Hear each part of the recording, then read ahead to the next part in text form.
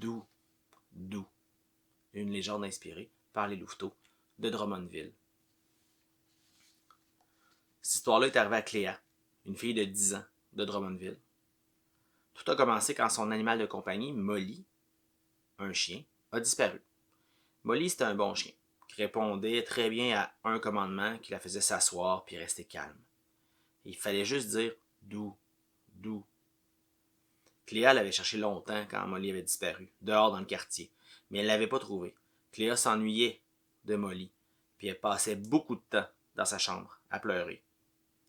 Parfois, elle prenait des longs bains pendant lesquels elle essayait de relaxer, pour oublier sa peine. Puis un soir, elle s'est endormie dans la baignoire. Elle a fait un rêve où elle sortait de l'eau puis enfilait son pyjama. Tu sais, quand t'es mouillé, ça fonctionne pas bien tout le temps. Fait que son pied droit s'est collé dans le tissu, puis est tombé vers la porte de la salle de bain. Puis elle est passée au travers. Elle est sortie de la salle de bain sans ouvrir la porte. Elle flottait au-dessus du plancher, comme si elle lévitait. Puis elle regardait vers le haut, puis elle s'est déplacée par là. Puis quand elle a atteint le plafond, elle est passée au travers. Elle s'est retrouvée dans le grenier. Puis là, elle a aperçu un mouvement. Puis elle a senti une présence, comme si quelque chose la regardait. Puis quand elle a tourné la tête de droite à gauche, elle n'a rien vu. Il y avait des craquements sinistres au grenier qui ont commencé à l'inquiéter.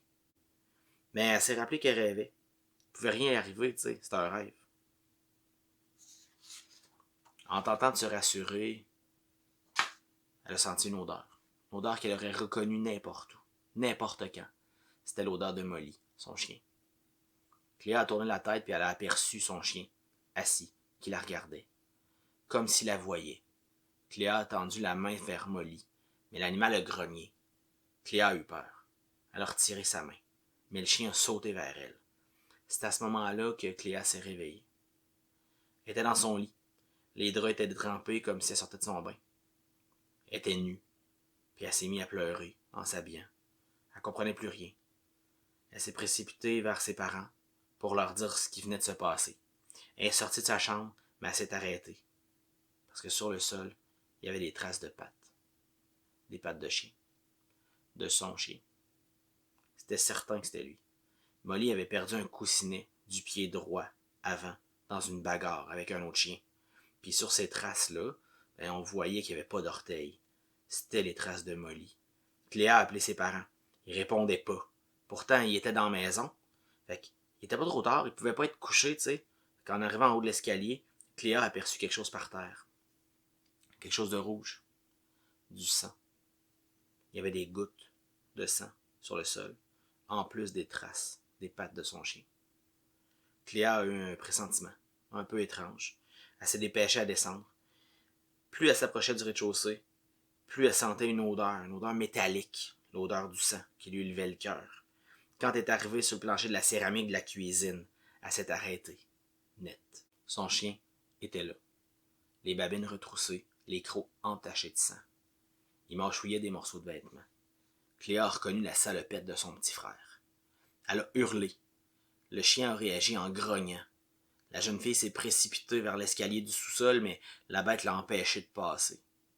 Cléa a dit « Doux, doux » d'un ton apaisant. Le chien s'est assis. « Doux, doux » a répété Cléa. Le molosse a posé la tête sur ses pattes. Il n'avait plus l'air du tout agressif. Cléa s'est approchée du chien pour le contourner. Quand elle a été directement devant Molly, le chien a ouvert la gueule puis a mordu le mollet. Cléa s'est réveillée dans son lit. C'était un cauchemar. Elle avait fait un rêve dans un rêve. Elle était soulagée, tu sais, mais elle avait mal à la jambe. Puis quand elle a regardé son mollet, il y avait des traces de sang séché. Elle est sortie en vitesse de sa chambre. Elle a trouvé ses parents dans la cuisine. Ils déjeunaient avec ses deux petits frères. Tout le monde était vivant. Personne n'avait été attaqué par le chien. Elle a demandé à ses parents si Molly était morte dans le grenier. Puis ils se sont regardés un long moment avant de finir par avouer que c'est ça qui était arrivé. Le père de Cléa était monté au grenier pour faire du ménage, puis Molly l'avait suivi, puis une grosse armoire métallique était tombée sur le chien, le tuant net. Fait que Molly était morte là. Cléa devait pas le savoir. Ses parents lui ont demandé comment elle l'avait su, puis elle leur a répondu que c'était comme juste une intuition, là, qu'elle avait devinée.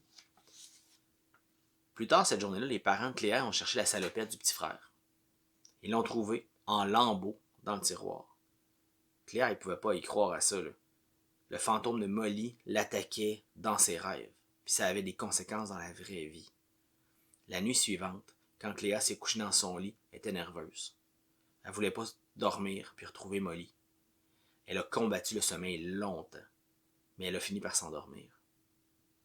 Molly était là, dans son rêve.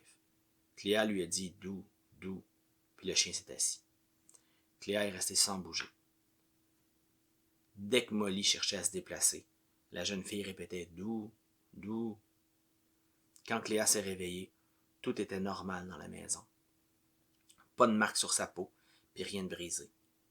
Pendant plusieurs nuits, Cléa a rêvé à Molly. Mais dans ses rêves, elle répétait sans arrêt « doux, doux », pour être certaine que le fantôme du chien ferait pas de mal. Des trucs ont commencé à se briser chez Cléa dans la journée.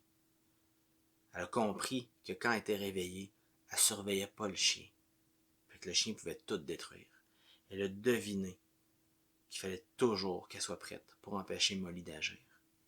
C'est pour ça que, sans arrêt dans la journée, elle a commencé à dire « doux, doux ». Donc, si tu croises dans un parc de Drummondville une petite fille qui parle tout seule, c'est peut-être Cléa. Elle va être assise sur un banc de parc, puis elle va se balancer un petit peu d'en avant en arrière. Puis elle va tout souvent placer ses mains devant elle, comme si elle voulait arrêter quelque chose. Puis elle va tout le temps dire une seule chose, 2 mots, qu'elle va répéter toujours. Doux, doux,